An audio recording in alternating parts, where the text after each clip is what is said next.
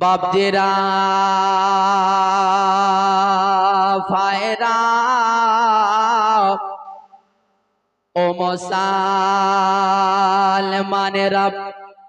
ও ঈমানদারেরা হযরত ইমাম বুখারী রাহমাতুল্লাহ আলাইহির মিজাজ যেদিন তিনি জন্ম দিলেন কোলের মধ্যে সন্তানকে নিয়ে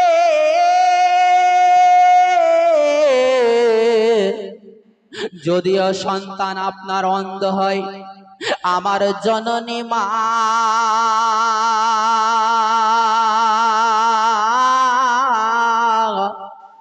ওই ছেলেটা যদিও আপাহিজ তৈরি হয় যদিও তার চলার শক্তি থাকে না ছেলেটার যদি দৃষ্টিহীন হয় ছেলেটাও যদি না দেখতে পায় আমার জননী মা তাকে যেন 10 মাস 10 দিন গর্ভে রেখে তাকে গর্ভে রাখার পরে যে 10 মাস 10 দিন আমার জননী মা তাকে ভালোবেসেছে বাবা ওই জননী মা যখন কোন সন্তানকে ভূমিষ্ঠি দেয় ওই ভূমিষ্ঠি দেওয়ার সময় বাচ্চা জন্ম দেওয়ার সময় মা জননী এত কষ্ট অনুভব করে যে মৃত্যুকালীন যতটা কষ্ট হয় তার অর্ধেকটা কষ্ট বাচ্চা জন্ম দেওয়ার সময় মা অনুভব করে। মা যেদিন বাচ্চাকে আপনার জন্ম দিল মৃত্যুকালীন যতটা কষ্ট হয় ওই মৃত্যুর কষ্টটাকে যদি আপনি অর্ধেক ভাগ করেন তো অর্ধেক কষ্ট মা সেদিন অনুভব করেছিল যেদিন আপনার বাচ্চাকে দুনিয়াতে জন্ম দিয়েছিল। জোরে বলেন সুবহানাল্লাহ। এই জন্য আমার আল্লাহ দয়ার নবী মুস্তাফা সাল্লাল্লাহু তাআলা আলাইহি ওয়াসাল্লাম বলেছেন যে পৃথিবীতে এত এত নারী আল্লাহ তৈরি করেছেন কাউরির পায়ের তলে কাউরির কদম তলাতে আল্লাহ জান্নাত রাখেনি। যদি আল্লাহ জান্নাত রেখেছে তো তোমার মায়ের পায়ের তলাতেই জান্নাত রেখেছে। জোরে বলেন সুবহানাল্লাহ সুবহানাল্লাহ। এই জননী মা হযরত ইমাম বুখারী রাহমাতুল্লাহ আলাইহিকে তিনি কোলে করে নিয়ে আল্লাহর কাছে যেন তিনি প্রার্থনা করলেন, আল্লাহ গো ও গো আমার আল্লাহ আজকে যদি তুমি আমাকে একটা সন্তান দিলে আমার গর্ভ থেকে যদি একটা সন্তান ভূমিষ্ঠি হলো ও গো আল্লাহ এই ছেলেটা যেন দৃষ্টিহীন তার দুনিয়াতে দেখার শক্তি থাকবে না। ও গো আল্লাহ আমার চেহারাটা কেমন এই ছেলেটা দেখতে পাবে না, বাপের চেহারা কেমন ছেলেটা দেখতে পাবে না। দুনিয়াতে তুমি কত রং বেরঙের নিয়ামত তৈরি করেছো এই সমস্ত জিনিস দেখার মতো এই ছেলেটার ক্ষমতা নাই। ওই জননী মা আল্লাহ রাব্বুল আলামিনের কাছে প্রার্থনা করতে লাগলেন, আল্লাহ গো ও গো আমার আল্লাহ আমি যে একজন মা আমি একজন জনম দুঃখিনী মা তোমার কাছে আমি দোয়া করছি ও গো আল্লাহ আজকে যে আমাকে সন্তানটা দিয়েছো এই সন্তানটাকে আমি কোলে নিয়ে তোমার শুকরিয়া আদায় করি। এই জননী মা যেমনই বাবা এশার নামাজ পড়ে যাই নামাজের পাটিতে বসে বাবা তিনি দোয়া করলেন সেখানে যেন ঘুমিয়ে পড়লেন।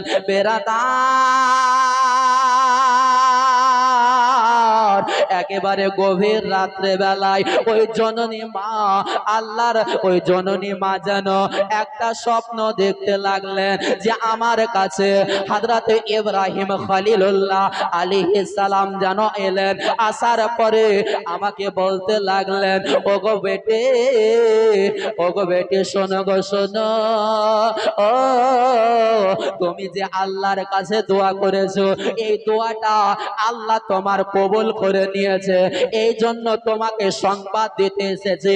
কালকে সকালবেলায় উঠে যখনই তোমার সন্তানটাকে তুমি কোলে করে নেবে, তুমি দেখবে তোমার সন্তানের দুই চোখ ফেরত পেয়েছে, সে দুনিয়াটাকে দেখতে পাবে। একজন জননী মা, যে মায়ের জন্য আমার আল্লাহ রাব্বুল আলামিন মায়ের দোয়াতে এত তাসির রেখেছেন বাবা, যে মা জননী যদি একবার যদি আপনার জন্য দোয়া করে দেয়, তাহলে আল্লাহ রাব্বুল আলামিন বলছেন যে পৃথিবীর সব চাইতে আমি মায়ের দোয়াটাকে আমি আগে কবুল করি। হযরত ইমাম বুখারী রাহমাতুল্লাহ আলাইহি তিনি যে দৃষ্টিটা ফিরে পেয়েছিলেন, এই দৃষ্টি ফিরে পেয়েছিলেন তিনার মায়ের দুয়ার জোরে জোরে বলেন সুবহানাল্লাহ সুবহানাল্লাহ। হযরত ইমাম বুখারী রাহমাতুল্লাহ আলাইহি তিনি লিখেছেন, এই বুখারী শরীফের মধ্যে যতগুলো হাদিস তিনি লিখেছেন, সকালবেলায় উঠে গোসল করতেন, শরীরে ইতার লাগাতেন, খুশবু লাগাতেন। হযরত ইমাম বুখারী রাহমাতুল্লাহ আলাইহি একটা নতুন বিছানাতে বসে 2 রাকাত নফল নামাজ আদায় করতেন। তারপরে সারা দিনে তিনি একটা হাদিসে মুবারাকা তিনি লিখতেন, জোরে বলেন সুবহানাল্লাহ। তাহলে কতদিন ধরে হযরত ইমাম বুখারী রাহমাতুল্লাহ আলাইহি তিনি এই বুখারী শরীফের হাদিসগুলো তিনি লিখেছেন। এই বুখারী শরীফের মধ্যে আপনার প্রথম খণ্ড পৃষ্ঠা নাম্বার 386 পৃষ্ঠা, হাদিস নাম্বার হচ্ছে 2756 নাম্বার হাদিস। হাদিসের রাবি হযরত আব্দুল্লাহ ইবনে আব্বাস রাদিয়াল্লাহু তাআলা আনহু, তিনি এই হাদিসটাকে তিনি বর্ণনা করেছেন, জোরে বলেন সুবহানাল্লাহ। হযরত ইবনে আব্বাস রাদিয়াল্লাহু তাআলা আনহু তিনি বর্ণনা করেন, দয়ার নবী মুস্তাফা একদিন বসে আছেন, হযরত সাদ ইবনে উবাদা দয়ার নবী মুস্তাফার দরবারে এসে হাজির হলেন। ইয়া রাসূলুল্লাহ, ইয়া হাবিবাল্লাহ, ওগো আল্লাহর নবী, আমার যে জননী মা, আমার গর্ভধারিণী মা, আমার জননী মা ইন্তেকাল করে গেছেন। ইয়া রাসূলুল্লাহ, আমার মা এমন টাইমে ইন্তেকাল করেছে, এমন সময় ইন্তেকাল করেছে, যেহেতু ওই সময়তে আমি বাড়িতে প্রেজেন্ট ছিলাম না, বাড়িতে হাজির ছিলাম না, বাড়িতে উপস্থিত ছিলাম না। ইয়া রাসূলুল্লাহ, ইয়া হাবিবাল্লাহ, নবী গো, এখন আমার মা ওই কবরের মধ্যে চলে গেছে, কবরে তখন তাকে দাফন করে দেওয়া হয়েছে। ইয়া রাসূলুল্লাহ, আমার মায়ের জন্য যদি আমি কিছু সাদকা করে, আমার মায়ের জন্য যদি কিছু দান করে, ইয়া রাসূলুল্লাহ, এই দানের সওয়াবগুলো আমার মায়ের কবরে পৌঁছাবে কি পৌঁছাবে না? নবী মুস্তাফা বললেন, নিশ্চয় তোমার মা ইন্তেকাল করেছে। আজ যদি তোমার মায়ের নামে যদি তুমি সাদকা করো, যদি দান খায়রাত করো, টাকা পয়সা দান করে দাও, মায়ের নামে যদি তুমি সাদকা করে দাও, এই সাদকার সওয়াবটা, এই সাদকার সমস্ত সওয়াব তোমার মায়ের কবরে পৌঁছে যাবে। হযরত সাদ ইবনে উবাদা রাদিয়াল্লাহু তাআলা আনহু তিনি বললেন, ইয়া রাসূলুল্লাহ, আপনি গাওয়া থেকে যান, আপনি সাক্ষী থেকে যান, নবী গো, আমার যে বাগিচাটা আছে, আমার যে বাগানটা আছে, ইয়া রাসূলুল্লাহ, আমার মায়ের নামে আমি এই বাগানটাকে আমি সাদকা করে দিলাম। মৃত্যু ব্যক্তির নামে দান করা এটা সাহাবী রাসূলদের সুন্নাত, জোরে বলেন সুবহানাল্লাহ। যেহেতু আমার নবী বলেছেন, তোমার মা যদি ইন্তেকাল করে যায়, তোমার আব্বা যদি ইন্তেকাল করে, যদি তুমি কিছু না পারো দান করতে, যদি তুমি এক মুষ্টি ঘাস নিয়ে কোনো যদি তুমি গরুর মুখে দিতে পারো, কোনো ছাগলের মুখে দিতে পারো, যে এই জিনিসটা আমার মায়ের রুহের জন্য আমি দান করে দিলাম, তারই স্বভাব তার কবরে পৌঁছে যাবে। যদি বলেন সুবহানাল্লাহ। সুবহানাল্লাহ। মুআজ্জাজ সামাঈন ইকরাম, আমার নবী মুস্তাফা সাল্লাল্লাহু তাআলা আলাইহি ওয়াসাল্লাম এই ইসালে সওয়াবের উদ্দেশ্যে আমার নবী অনেক হাদিস বর্ণনা করেছেন। যেহেতু বেরাদার এই দিকে বলতে গেলে অনেক সময়ের প্রয়োজন, যাই হোক, আমার নবী মুস্তাফা সাল্লাল্লাহু তাআলা আলাইহি ওয়াসাল্লাম তিনি মা আমিনা রাদিয়াল্লাহু তাআলা আনহার নয়নের পুতুল আমার নবী এই ধরার কুলে, এই ধরার বুকে আমার নবী মুস্তাফা তিনি জন্ম নিয়েছিলেন কত তারিখে?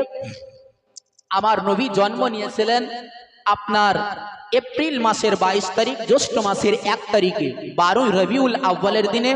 আর দিনটা ছিল সোমবারের দিন।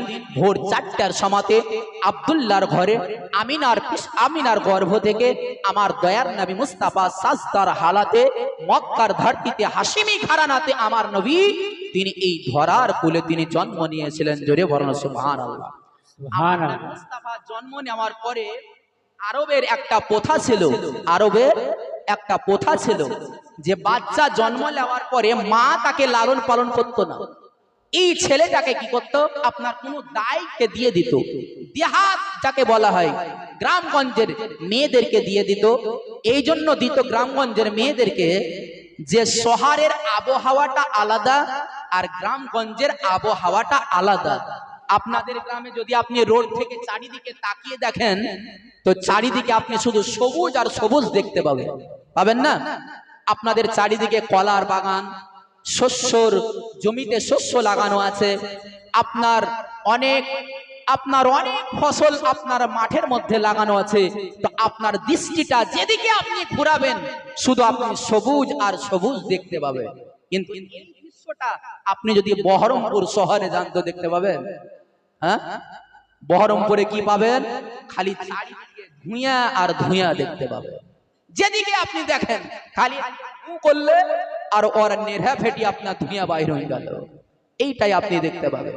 কিন্তু বেরাদার, আমার নবী মুস্তাফা সাল্লাল্লাহু তাআলা আলাইহি ওয়াসাল্লাম জন্ম নেওয়ার পরে আমার নবীকে হযরতে সুয়াইবা রাদিয়াল্লাহু তাআলা আনহা তিনি 7 দিন দুগ্ধ পান করিয়েছিলেন। আর হযরতে আমিনা রাদিয়াল্লাহু তাআলা আনহা তিনি 7 দিন দুগ্ধ পান করিয়েছিলেন। আর বাদ বাকি 4 বছর হযরতে হালিমা সাদিয়া রাদিয়াল্লাহু তাআলা আনহা তিনি যতদিন দুধ খাওয়ানোর ইদ্দাত আছে অতদিন পর্যন্ত আমার নবীকে দুগ্ধ পান করিয়েছিলেন। এবং 4 বছর ধরে হযরতে হালিমা সাদিয়া রাদিয়াল্লাহু তাআলা আনহা তিনি লালন পালন করেছিলেন। জোরে বলেন সুবহানাল্লাহ। আমার নবী যে গ্রামে তিনি বসবাস করতেন, হালিমার বাড়িতে, এই গ্রামটার নাম জানেন? এই গ্রামটা আপনার তায়েফ শহর থেকে 50 কিলোমিটার অনুমানিক করানো হয়েছে, যে কিতাবে যেটা লেখা আছে, যে তায়েফ নগর থেকে 50 কিলোমিটার দূরে একটা গ্রাম আছে আল আতিকুল মারুফ, যে গ্রামটার নাম, এই গ্রামটাই আমার নবী এখানে ছোট থেকে তিনি 4 বছর ধরে হালিমার ঘরে লালন পালন হয়েছেন। জোরে বলেন সুবহানাল্লাহ। সুবহানাল্লাহ। বিরাদার, আমার নবী মুস্তাফা যখন তিনার বয়স 4 বছর হলো, হযরতে হালিমা রাদিয়াল্লাহু তাআলা আনহার একটা মেয়ে ছিল সীমা, আর একটা ছেলে ছিল হযরতে আব্দুল্লাহ। আব্দুল্লাহর কাজ কি ছিল? সকালবেলায় জঙ্গলে ছাগল চড়াতে যেত, সন্ধ্যাবেলায় আবার বাড়িতে ফেরত আসতো। হযরতে আব্দুল্লাহ আমার নবীকে একদিন জঙ্গলে নিয়ে গেছিলেন। আর হযরতে আব্দুল্লাহ একদিন ছুটতে ছুটতে চলে আসছেন একবারে জঙ্গলের ভিতর থেকে। আপনার কোনো একটা ছেলে যদি একটা শিয়াল দেখে কিংবা বাঘ দেখে মাঠের মধ্যে, তো ওই ছেলেটা কি করবে? আপনার ছুটতে ছুটতে আসবে, দরজাতে এসে আপনার হাঁপাবে। মা জিজ্ঞাসা করবে, বেটা বলবে, মা আজকে জঙ্গল বা মাঠের মধ্যে এত বড় একটা বাঘ দেখলাম। ছেলেটা একেবারে থরথর করে কাঁপবে, হাঁপাবে দাঁড়িয়ে দাঁড়িয়ে। সামাইনে কেরাম, হযরতে আব্দুল্লাহ রাদিয়াল্লাহু তাআলা আনহু, হযরতে আব্দুল্লাহ জানব একেবারে জঙ্গল থেকে তিনি ছুটতে ছুটতে এলেন দরজায়। হযরতে হালিমাকে বলছেন, মা ওগো আমার জননী মা, আপনি একবার দরজাটা খুলে দেন গো। হযরতে হালিমা যেন ওই সময় কর্মের মধ্যে লিপ্ত ছিলেন, কোন একটা কাজের মধ্যে লিপ্ত ছিলেন। আর হযরতে হালিমা আব্দুল্লাহর যেন এই রকম কথা শুনে হযরতে হালিমা যেন ছুটতে ছুটতে এলেন।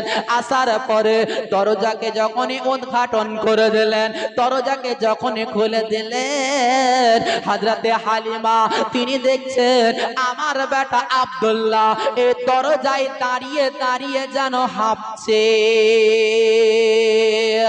বেটা রে, ওরে আমার লাল, ওরে আমার কলেজার টুকরো, ওরে আমার নয়নের পুতুল, এইভাবে তুমি কেন হাঁপাচ্ছ? এইভাবে তুমি কেন হাঁপাচ্ছ? আব্দুল্লাহ বলল, আম্মি জান, ওগো আমার জননী মা, ওগো আমার গর্ভধারিণী মা, আজকে যে আনাদ হয়ে গেছে, আজকে যে এমনই একটা ঘটনা ঘটেছে, আমি গো এতক্ষণ মনে হয় আমার মাক্কি ভাই মোহাম্মদ বোধহয় আর দুনিয়াতে নাই। ওগো আম্মি, আর দেরি করিও না, তাড়াতাড়ি আমার সঙ্গে ওই জঙ্গলের মধ্যে চলো। হযরতে হালিমা যেন এই কথাটা শুনলেন, হালিমা যেন অঝর নয়নে কান্না করতে লাগলেন। হালিমা বলছেন, আল্লাহ, আল্লাহ গো, ওগো আমার আল্লাহ, আজকে যদি আমার বেটা মোহাম্মদের কিছু হয়ে যায়, আমি যার কাছ থেকে আমানত নিয়ে এসেছিলাম, আব্দুল মুত্তালিবের কাছ থেকে যে আমানতটা নিয়ে এসেছিলাম, আমিনা যার জন্য আজ 4 বছর ধরে পচে আছে, যার কোল থেকে আমানত নিয়ে এসেছিলাম, আমি তাকে ওই মক্কায় গিয়ে কেমন করে জবাবদিহি করব? হযরতে হালিমা হযরতে হারিসকে বলতে লাগলেন, ওগো স্বামী, আপনি আর দেরি করেন না, তাড়াতাড়ি আমার সঙ্গে চলেন। আমার বেটা মোহাম্মদ না জানি কোন হালাতে আছে, হয়তো কোন দুর্ঘটনা ঘটেছে। বেরাদার, এদিকে আব্দুল্লাহ আগে আগে হেঁটে যায়, আর হালিমা পেছন পেছন, তার পেছন যেন হারিস যায়, দৌড়তে দৌড়তে যায়। আর জঙ্গলের ভিতরে গিয়ে একটা পাহাড়ের উপরে, একটা পাথরের উপরে আমার দয়ার নবী মুস্তাফা সাল্লাল্লাহু তাআলা আলাইহি ওয়াসাল্লাম তিনি বসে আছেন, আর নবী যেন আকাশের দিকে তাকিয়ে আছে। হযরতে হালিমা তিনি যেন দৌড়তে দৌড়তে গেলেন, আর নবী মুস্তাফাকে যেন সিনায় জড়িয়ে ধরলেন। বেটা রে,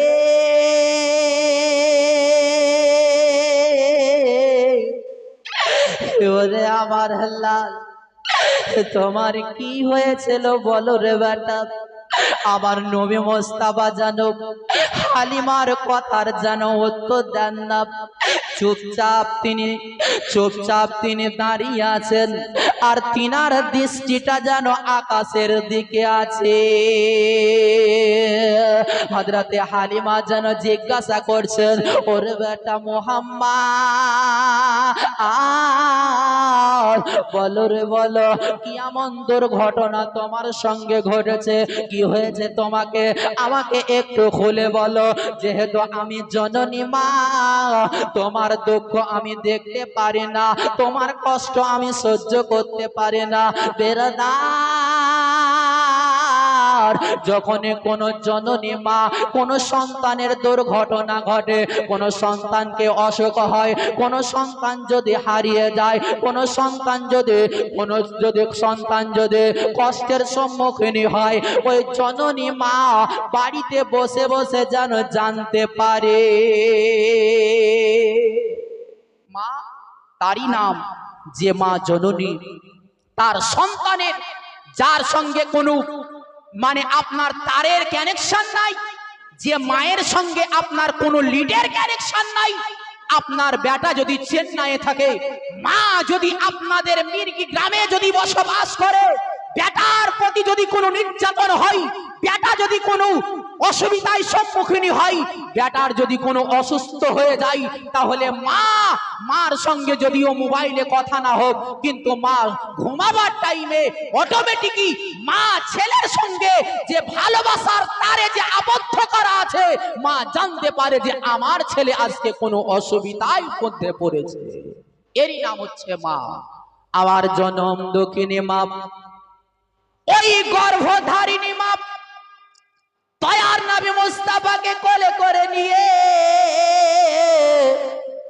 আমার নবীকে জিজ্ঞাসা করছেন, বেটা বলো কি হয়েছিল?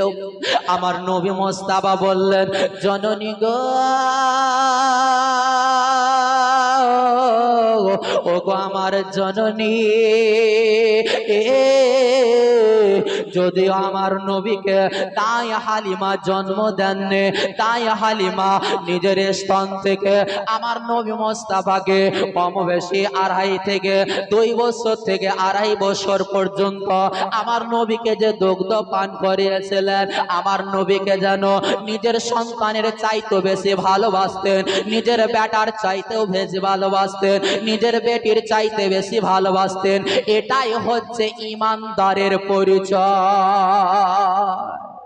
আমার নবী বলেছে, যারা বাপের চাইতে আমাকে ভালোবাসলো না, যারা মায়ের চাইতে, ছেলের চাইতে, বেটির চাইতে, পৃথিবীর সমস্ত জিনিসের চাইতে যারা আমাকে ভালোবাসলো না, তারা কোনোদিন ঈমানদার হতে পারে না। জোরে বলেন সুবহানাল্লাহ।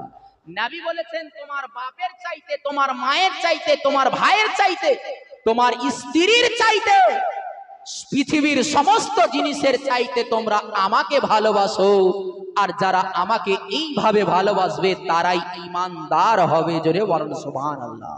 মুআজ্জাজ সামাইন ইকরাম, আমার নবী মুস্তাফা তিনি ঘটনা শোনাতে লাগলেন, মা আমি এই পাহাড়ের উপরে বসেছিলাম, এই পাহাড়ে বসেছিলাম, হঠাৎ করে আকাশ থেকে যেন 3 জন মানুষ সাদা পোশাকে এলো। আসার পরে যেমন চিল কোনো বাচ্চাকে উড়িয়ে নিয়ে চলে যায়, ওই রকম আমাকে উড়িয়ে এক পাহাড় থেকে অন্য পাহাড়ে নিয়ে গেল। আমাকে একজন ব্যক্তি বলল, ইয়া মুহাম্মদ, আপনি এখানে শুয়ে যান। আমি শুয়ে গেলাম। একটা চাকু নিয়ে আমার এই গলা থেকে নাভি পর্যন্ত এই পুরো সিনাটাকে আমার কেটে দেওয়া হলো। জোরে বলেন সুবহানাল্লাহ।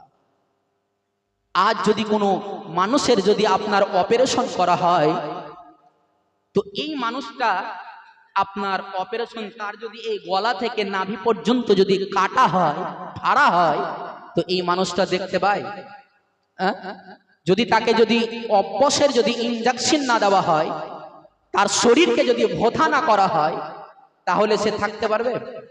তো আমার নবী মুস্তাফার যখন সিনাকে কাটে চাক করা হয়, তখন নবীকে তো কোনো ইনজেকশন দেওয়া হয়নি।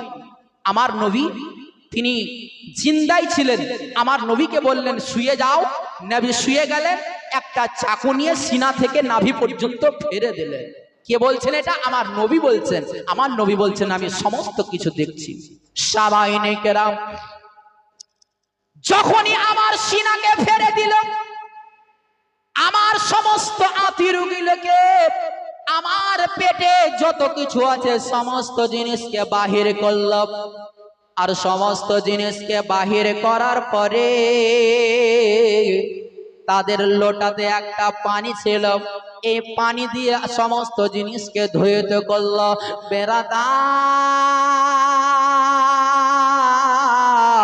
আজ যদি মানুষের আতুরিকে বাহির করে দেয়, ডাক্তার তাকে জিন্দা রাখতে পারবে? আপনার যদি হাতকে কেটে দেওয়া হয়, হাত আলাদা করে দেওয়া হয়, মানুষকে ডাক্তার জিন্দা রাখতে পারে। আপনার যদি একটা চোখকে আলাদা করে দেওয়া হয়, মানুষকে জিন্দা রাখতে পারে। কিন্তু মানুষের যেটা হৃৎপিণ্ড, মানুষের যেটা দিল, যেটাকে হার্ট বলা হয়, যেটা সব সময় আপনার এইভাবে সব সময় ধারকাতে থাকে, এইভাবে সব সময় কাঁপতে থাকে। এই দিলটাকে যদি মানুষের কাছ থেকে যদি 1 সেকেন্ডের জন্য যদি আলাদা করে দেওয়া হয়, তাহলে ওই মানুষটা কোনোদিন জীবনে আর জিন্দা থাকতে পারবে না। কোনো মানুষের ক্ষমতা নাই, কোনো ডাক্তারেরও ক্ষমতা নাই। আপনার হার্ট যদি আলাদা করে দেওয়া হয় শরীর থেকে, তো কোনো ডাক্তারের সাধ্য নাই যে আপনাকে আর দ্বিতীয়বার জিন্দা করতে পারে, ক্ষমতা নাই। কিন্তু আমার নবী মুস্তাফা বলছেন, আমার জিন্দা নবী বলছেন কি আমার জননী শোনো, ওই ফারিস্তা বা ওই মানুষটা কি করলো, আমার হার্ট বা আমার দিলটাকে তারা বাহির করলো, আমার শরীর থেকে আলাদা করে দিল এবং একটা চাকু নিয়ে দিলটাকে এইভাবে ফেরে আপনার তার ভিতরে একটা কালো আকারের একটা লুথরা ছিল, এই লুথরাটাকে বাহির করে ফেলে দিল। দয়ার নবীকে বলেছিলেন, ইয়া মুহাম্মদ, আপনার শরীরের হৃৎপিণ্ডের ভিতরে যে কালো লুথরাটা আছে এই জন্য ফেলে দিলাম, এই লুথরাটা হচ্ছে শয়তানের ওয়াসওয়াসা, প্রত্যেকটা মানুষের হৃৎপিণ্ডের ভিতরে ভরা আছে, আমার নবী মুস্তাফার হৃৎপিণ্ডের ভিতরে ছিল না।